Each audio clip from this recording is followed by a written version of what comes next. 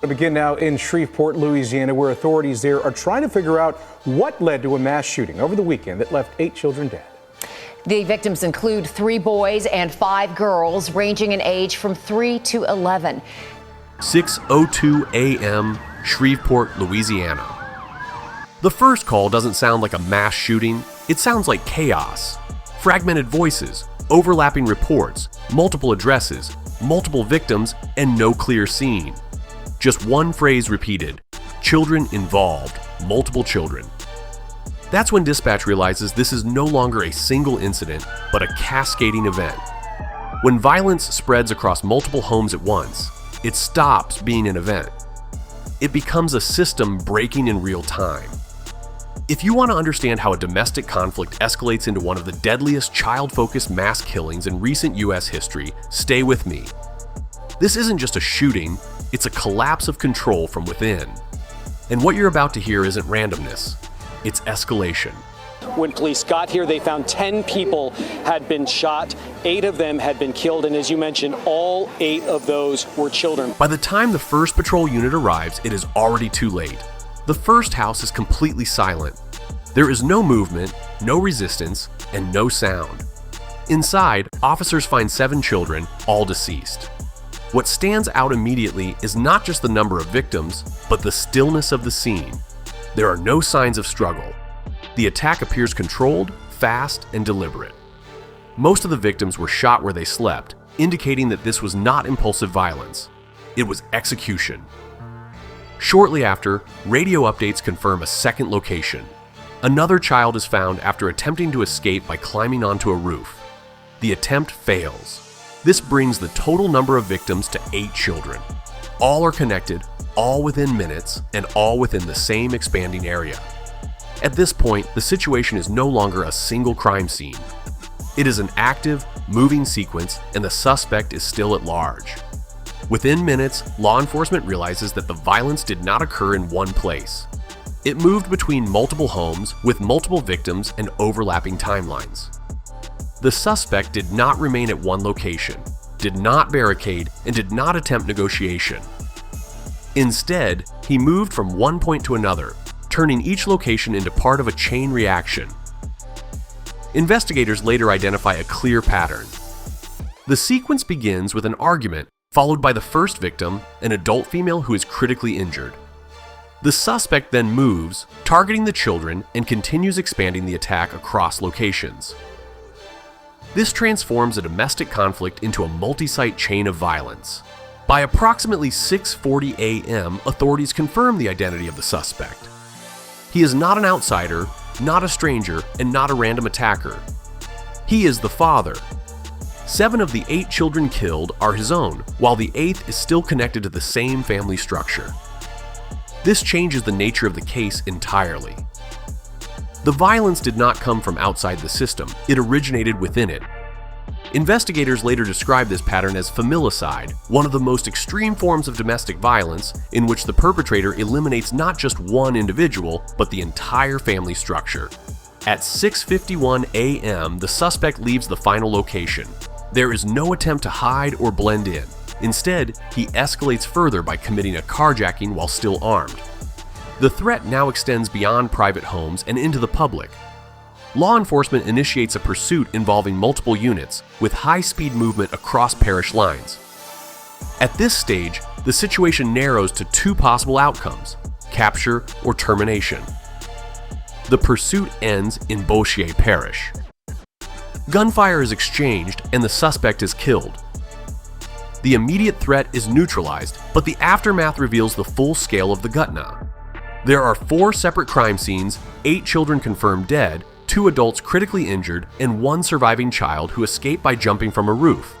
That detail is significant. It demonstrates that survival required complete escape from the environment, reinforcing that this was not random chaos, but a controlled and expanding pattern of violence. Although the incident appears sudden, investigators later determined that it did not begin that morning. The underlying factors developed over time, possibly over days or weeks. These include relationship breakdown, separation, escalating instability, and behavioral changes. Many of these signs are only recognized after the fact. The motive is linked to a domestic conflict, likely associated with a collapsing relationship and possible divorce-related stress. However, conflict alone does not explain the outcome. Similar conflicts exist widely, but not all escalate. In this case, the situation intensified, and escalation typically leaves signals that are difficult to recognize until they align. By midday, investigators shift their focus from asking what happened to asking how the situation reached this point. The case is no longer viewed as a single act of violence, but as a failure across multiple layers, including family structure, intervention systems, early warning detection, and response timing. In closed domestic systems, once violence begins, there is often no external buffer. There are no barriers, no delays, and no immediate intervention. The presence of access allows events to escalate rapidly. This case is not only about an individual or a single tragedia.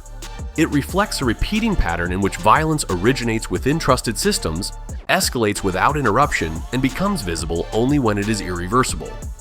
The most dangerous threats are often not external. They exist within systems themselves. Once activated, the timeline does not expand, it collapses. In the hours following the incident, investigators reconstruct the timeline in reverse, beginning not with the first shot, but with the earliest signs of breakdown. These include emotional pressure, relationship instability, isolation, and loss of control. In cases of familicide, the primary trigger is not simply anger. It is the collapse of control. When the perpetrator perceives that their identity, authority, or family structure is no longer stable, the response may shift from adaptation to elimination of the entire system. This behavior aligns with a known concept in forensic psychology often referred to as family annihilation. In these cases, victims are not viewed as individuals, but as parts of a failing structure. Once that structure collapses, everything associated with it is treated as expendable. The pattern remains consistent: close-range attacks, controlled execution, minimal resistance, and a high number of victims within a confined system. While it may appear chaotic from the outside, it follows an internal, though deeply flawed logic. One of the most difficult aspects to understand is why children are targeted. In these cases, they are often perceived not as independent individuals, but as extensions of the system itself. Their removal is seen by the perpetrator as completion rather than escalation. The speed of this case is particularly notable. The entire sequence, from the first call to the final confrontation, occurs within a narrow time frame. This indicates the absence of interruption, hesitation, or delay once the sequence begins. In the days that follow, investigators confirm that warning signs were present but subtle. There are no explicit threats or clear indicators. Instead, there are behavioral shifts, withdrawal, emotional instability, and increasing tension. Individually, these signs may appear normal, but together they form a dangerous pattern. This case reveals a critical gap between what systems detect and what actually signals escalation. Events like this often develop long before they become visible, hidden within private environments. One detail stands out: the child who survived by escaping. It shows that survival required breaking away completely from a collapsing system. Within just 48 hours, 8 children were dead, 2 adults were hospitalized, and 4 crime scenes were identified. But this case is not defined by numbers. It is defined by a pattern. This was not random violence. It was a structured collapse. The lesson is clear. The most dangerous threats often come from within systems that appear stable.